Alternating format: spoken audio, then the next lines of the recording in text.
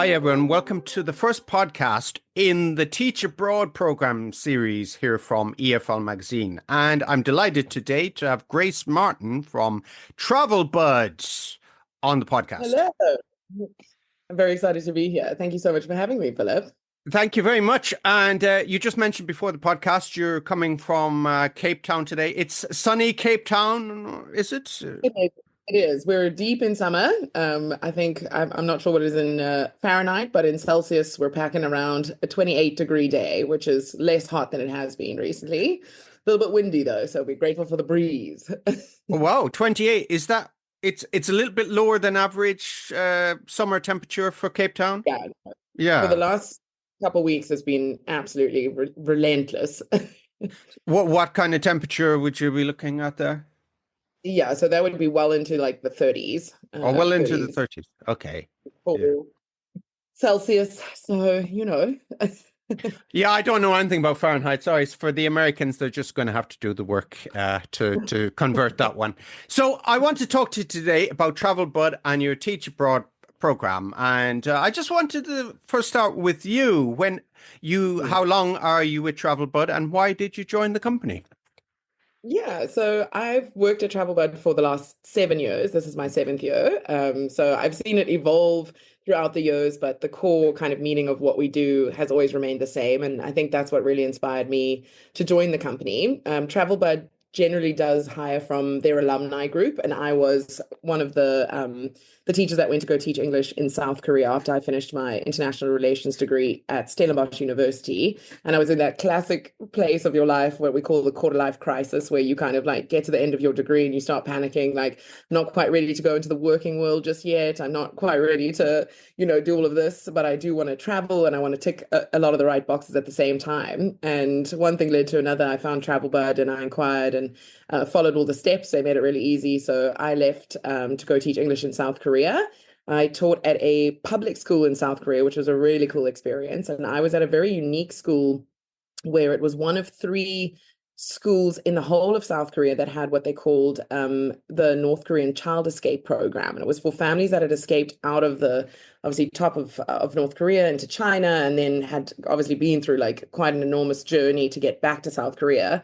So it was really interesting to be their native English speaker. And they had this program where they reintroduced children into the South Korean culture. A lot of the time they'd have to, teach them Korean language because some of them only spoke Chinese. So it was just a really, really interesting school that I got to work at. But I absolutely loved my time in South Korea. All the things that I was afraid of, I didn't have a ton of experience working with kids. I was terrified I was going to be like in the middle of nowhere, don't speak the language, wouldn't have any friends. But I honestly had the most social year of my life. I made friends from around the world. It was absolutely incredible. So when TravelBud reached out to me towards the end of my contract in South Korea, um, they said they'd be looking for someone to join the enrollments team. And I thought, oh, well, that sounds like absolutely perfect. So yeah, I interviewed for it and I started working for TravelBud. And yeah, I still absolutely love what I do. I love giving the gift of, having this experience that I understand is like so exciting, but it's so daunting. And just to be able to chat to people and say, we got you, it's got to be fine. And it really does change your life. It changes your whole, the personal and professional growth. It's such a joy to be able to sort of help people along in their own journeys to do that exact thing. Okay, great. So you mentioned South Korea. So for somebody, considering South Korea as a place to teach English and the Mhm. options that are available. So you loved South Korea, and I know a lot of people do. It's Yeah. safe and people friendly and civilized, and all Mhm. these things, just like here in Japan. But what did you find very different, or you found took a little while to settle into South Korea that, from your background? Yeah. So I think just in general, there is quite a culture shock. Nothing's difficult to understand or to implement necessarily, but it does need to be explained to you, you kind of because it's so different from what we know is normal. It took me a little while to get used to bowing instead of shaking hands. That took me a while. And it's so crazy because when you first start somewhere, you think, I'll never get used to this. And then when I actually returned to South Africa and I was in like a supermarket in my local store, at the beginning of my journey in South Korea, I thought I'll never get used to bowing. And then I was back in my little hometown in a supermarket and I saw like my ninth grade teacher and she walked up to me and I just did the deepest bow, like naturally. That's how I got used to it. So you do get used to it eventually, but the mannerisms were a little different. So that was something. I think also this sort of really interesting mix between super ultra modern and then also this ancient preservation of culture kind of makes it feel like you're like in this weird like parallel universe video game, so it's just such a clash of um old and new and gizmos and gadgets, but then also like calligraphy and pottery, and you'll have these like giant time mirror buildings next to these like little cobblestone streets, so it's this weird mesh to get used to. Yeah, I think the Korean people can be quite direct, which is often the case. I think in places where English isn't their first language, there's not really that like layer of kind of sing-song, polite veneer kind of thing. So that took a little while. They also can be a little bit shy to speak English back to you, even though they have the ability to speak English. For people from South Korea, it can often be an indicator. If you speak English really well, it means that you were maybe like you've traveled overseas or you've gone to an international school or you've like, had something that indicates that you're from a higher socioeconomic background. Whereas if you can't speak English, then it kind of means the opposite. So they can be a little bit reluctant to speak English back. So I know at the end of my time, there was one of the teachers that came up to me and he was like speaking almost fluent English to me. And I was like, have you been able to speak English this whole time? And you were just like too shy to speak to me. And he was like, oh, my English is terrible. And I was like, no, it's not. So yeah, they can be a little bit shy to speak English back to you. But other than that, it was a really quite easy to navigate from like a transport perspective and a lot of the, those kinds of aspects, and getting used to life there. But yeah, no, it's absolutely incredible. Yeah, it reminds me here in Tokyo. My sister came to visit a number of years ago, and she went down to the local convenience store, and she said, "Oh, the guy in the convenience store, his English is really good. He was able to tell me about all the different kinds of vodka they have." And I was like, "Never spoke English to me." Not once, never, not once, just absolutely sitting on it. Yeah, there you go. It's a surprise. So tell me a little bit more about TravelBud. Where did it come from? So for a lot of TEFL companies I've spoken to providers in the past, and for example, Rosie in from Premier TEFL, who's now moved on, and she's with the French Waterways. If I got that one right, Rosie, I can't remember. Sorry, I wasn't prepared. And the founders were, let's say, backpackers or teachers or TEFL teachers worked abroad. Is it the same for TravelBud? Yeah, we definitely have quite an interesting origin story. So we've been around, this is our 14th year, and it's something that it was actually started, our founder, he studied videography. So he was a young lad, from Cape Town, South Africa, and he was maybe in his first or second year studying videography at quite a prestigious place. But this competition popped up where you can submit a video for this competition, and if you win it, you basically win a trip around the world. Happy days. He submits it, he doesn't think, that's, it's a long shot. But then he goes and wins it. So off he pops to 23 countries around the world. Liam Kelly is his name. And he had to just kind of like film, and he had to do all these different experiences around the world. And when he got to Thailand, he actually spent an extended period of time there, and he got involved in the community as an English teacher. So that kind of got his wheels ticking for his next sort of projects once he was done with, videographer and his degree and everything, was that there was quite a gap in the market for somewhere that really offers all the elements of a successful teach abroad experience. You do get a lot of TEFL companies, and we obviously offer incredible TEFL courses, and there are lots of online options. There are lots of in-person ones for like a month in the destination. And then you get all your recruiters and that kind of thing that kind of shimmy you on to the next portion of getting the job aspect of teaching abroad. But there wasn't really at that stage, and there aren't even a ton now, that kind of have an all-encompassing and very holistic approach to teaching English abroad.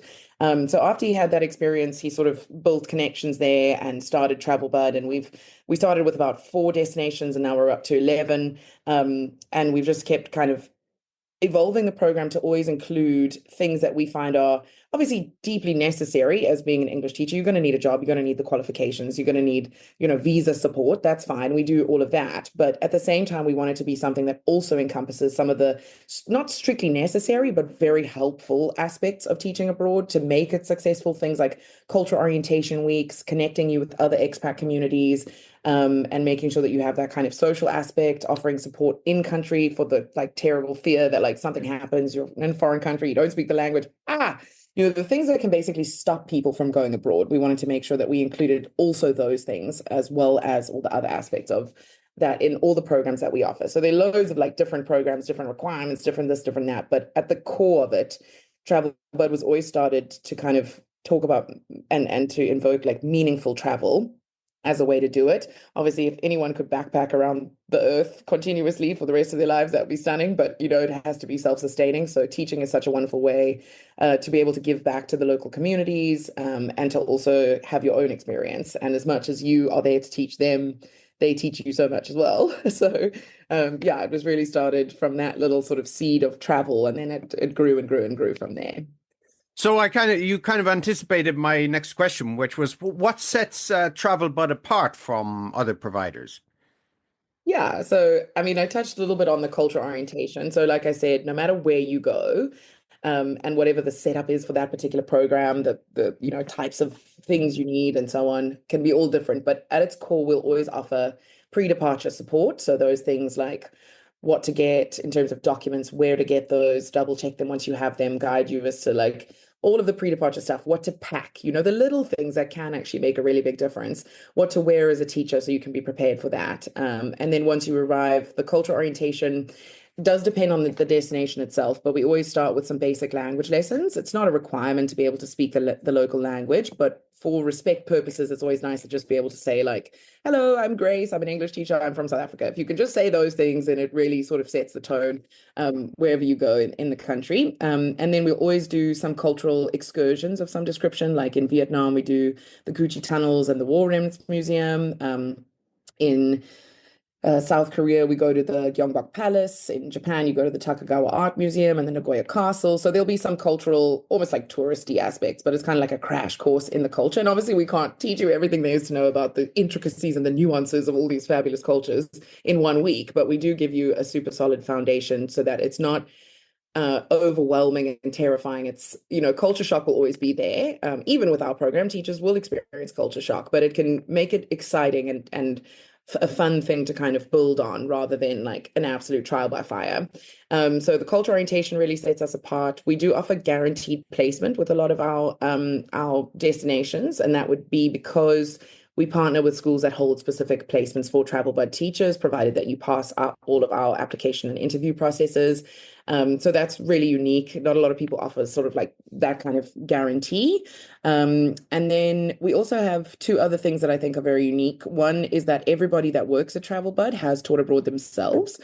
So you'll never not be speaking, no matter what part of the process and which team you're working with at what time. You'll always be talking to someone who's had this experience in one way or another and can really firsthand understand what you're going through.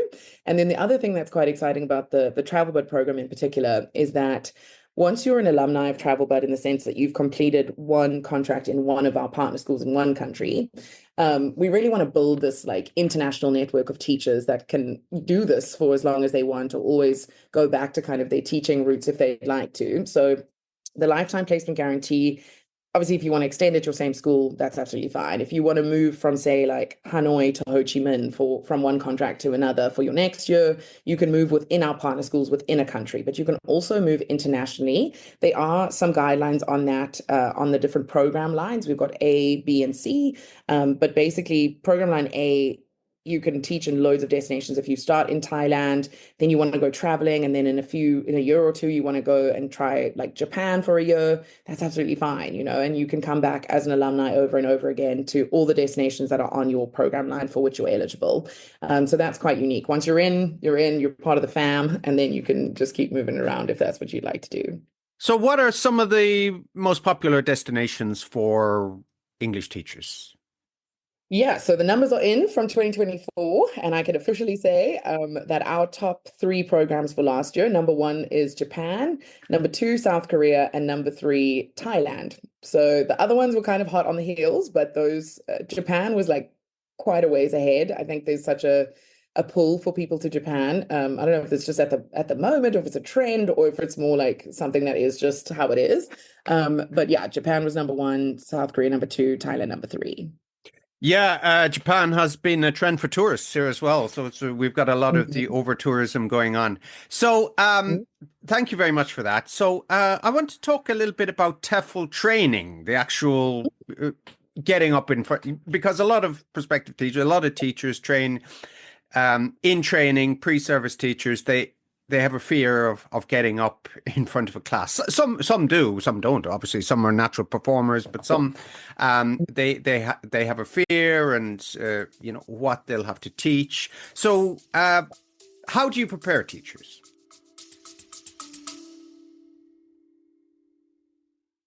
Looking for the best tools and resources to support your teaching or grow your school?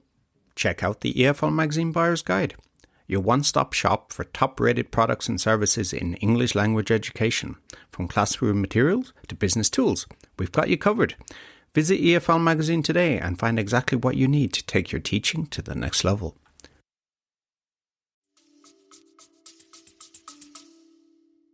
Yeah. So it does depend on the destination that you want to go to, and then we'll advise on basically what is like required. So, for example, South Korea and Japan, an online TEFL is accepted. You can do an in-class TESOL course, or you can come with an independent TEFL certification, and then just do our sort of like placement and like the rest of the program. I would always highly recommend the in-class TESOL certification for not just the piece of paper. The piece of paper is worth a lot more than, maybe a different type of TESOL, but it is something that schools really do value, the understanding that you've done the observed practical, which is probably the most important part of any in-class TESOL certification. And then the other part is just making sure that, well, the schools also like the fact that you're in the country and you have kind of spent an entire month here getting used to things so that you feel a little bit more settled by the time you get to them.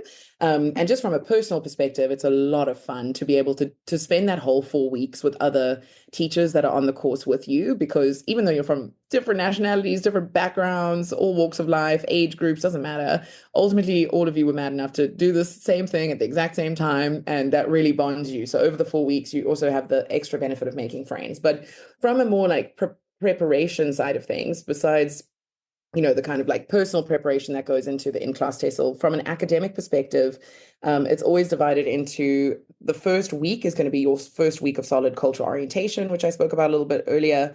The second and third week is going to be your content and methodology of actually teaching English. So you have your instructor in front of you, you have classes, quite a set routine from like 8 a.m. until 4 p.m. with the lunch break in between. So you still have your evenings and your weekends to explore and have dinners and all of this. But throughout the day, you have your instructors who have taught in multiple destinations, very, very qualified. And they basically will teach you, the productive and receptive skills of students, which would be speaking, reading, writing, and listening. They'll do different types of lesson plans, different proficiency age groups, and all of those kinds of levels and age groups. They'll also focus on really important things like classroom management techniques. It's all fine and well that you're a native English speaker and you can speak English well, and you can learn about the teaching and so on and so forth. But at the end of the day, like, you are working with maybe sometimes younger learners who have a really basic understanding. So if you're teaching like dog and mat and ball as your vocabulary, it's quite difficult to think, okay, how am I going to like sort of keep the class engaged and like explain how to do a worksheet and like, keep everybody disciplined and all this kind of stuff. So classroom management techniques are an incredible part of the theory portion of the class. They also try and make it quite interesting as part of our TESOL course. I don't want to give too much away, but the instructors are often, from certain countries where they might speak another language. So they do really they teach you these in fun ways to kind of have you empathize with the students. So like, for example, I'm South African. There's a South African instructor who speaks Afrikaans, which is one of the languages in South Africa. It sounds kind of like Dutch, but they would like walk in one day and just start speaking Dutch. And you'll have to do a lesson on like primary colors or something, and they'll just never speak English that whole way through. And then teachers really kind of like, oh, this is what it's like to be on the other side of the table. And then they really realize the importance of like speaking slowly and repeating things and saying it nicely and, all of these kinds of things. So they do it in a very fun way. But week 2 and 3, very like classroom based, you're teaching or you're learning kind of they're teaching you how to teach. And then the final week is, like I said, one of the most important parts, which is the observed practical. So because we know that some people can be a bit nervous standing up by their lonesome, it can be a bit daunting just up there on your ace. We do basically pair people up for the final week. So you'll have your partner, and that'll teach you a little bit about co-teaching and stuff, which is quite a lot of the places that we work with do rely on the co-teaching model. But you work with another teacher, and then throughout the week, you'll be given a number of different scenarios. So, for example, on day one, of your teaching practical, you might have like grade ones that are absolute beginner level, and you're going to be doing a speaking lesson. And then on day two, you might have, grade 11s that are intermediate, and you're going to be doing a speaking or a listening lesson or something. So they really like show you all of that. A lot of the time since COVID, we've added the module of online teaching because it is quite different to in-person teaching. Into our curriculum. So they might even do like a demo practical as an online teacher, because this course is not only, it will of course prepare you for the country you're doing it in, but it's also something that is there to be internationally accredited and be used around the world. So we want you to have a general understanding of like all the scenarios of teaching English abroad. And then you have a final exam. It doesn't all come down to the exam. It does like have a continuous assessment. And then you graduate on the Friday and off you go. But yeah, the different TEFL options that we have, I would most highly recommend, of course, the in-class TESOL for the sort of fun aspect and the extra time to settle in aspect. But we do have some online options as well that are also really geared towards actually teaching you how to teach. And then, we do have, a number of different requirements for different countries.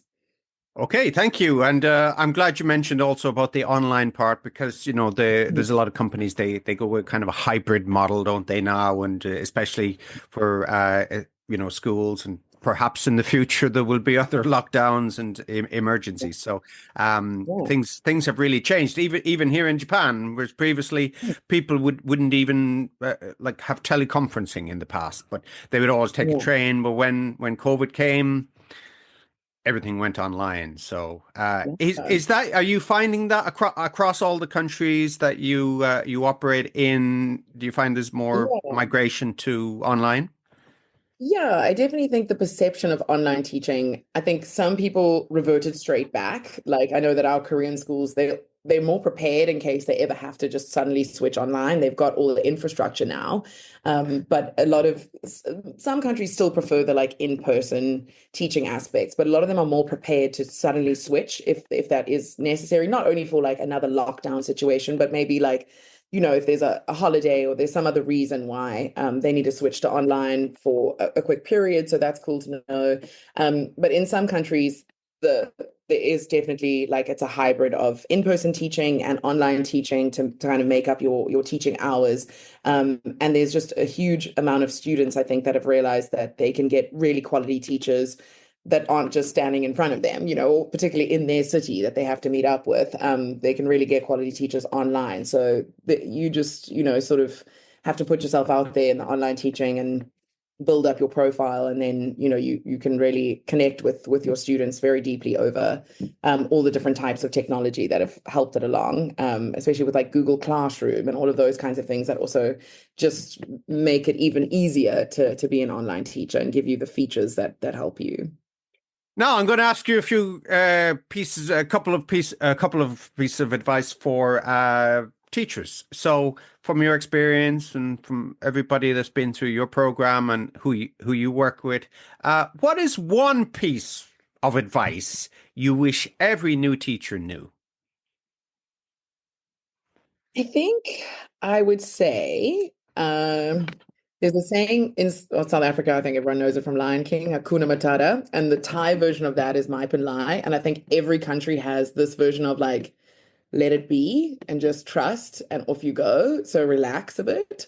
I know that it's daunting. I know that it's scary, but if you are going through like an agency like TravelBud, when we say we've got you covered, we've got you covered. Enjoy the process. Don't let the fear, the aspects that you're worried about, don't let them cloud the excitement of it all. So I would say just really lean in and give it everything, and don't let fear kind of like hold you back. That sounds a bit cliche, doesn't it, Philip? But that's really what I would say. Not at all. I think it's fantastic advice. And what do you think is the most underrated skill for a TEFL teacher? I do think having at some point tried to learn another language would be something that is like a softer thing that we look for in teachers.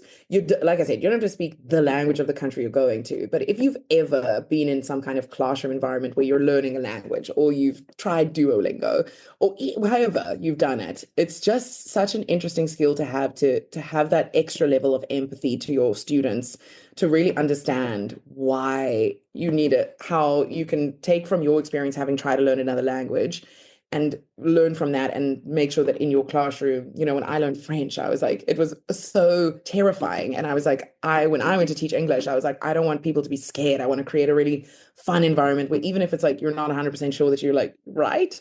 And you might, feel a bit silly, like you can do it, So I would say, if you do ever want to learn another language, doing it before you go and teach English is a really helpful way for you to have an extra level of empathy as a teacher for your students who are doing this for the first time. Because English isn't easy, for someone that, if you ever see the word like yacht or parachute and you don't just give up, it's pretty amazing. So Yeah, exactly. Yeah, the crazy spelling, isn't it? And the all the letters after all the letters after the letter Q, QUEUE, what's going on there.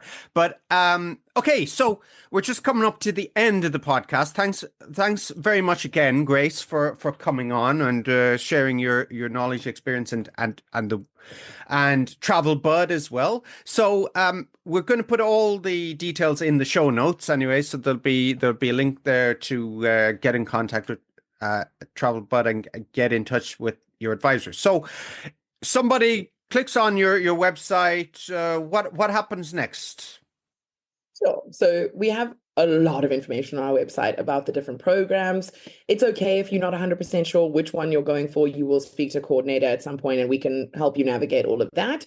The main thing is to click on the link that follows you around that says get started. So you go ahead and do that. You fill out some really basic details, and then we'll basically get back to you. We'll assign you a coordinator, an enrollments coordinator. That's my team. And then we'll help you along the journey and get you started to submit the application and the documents and everything. But for now, you just got to click on get started and fill out some basic details, and we'll do the rest. Great. So to listeners, please get started with travelbud.com. And thank you very much to Grace Martins for coming on the podcast today. Thank you, Philip. Bye.